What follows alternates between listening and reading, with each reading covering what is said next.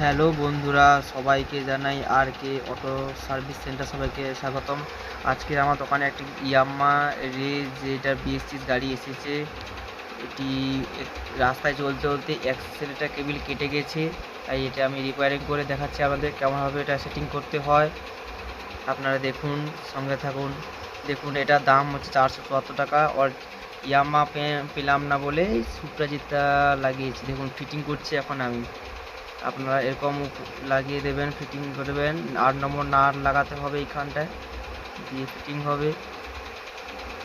আস্তে আস্তে লক থাকে, ফুয়েল ইঞ্জেক্টর থাকে, ওখানে দেখে লাগাবেন।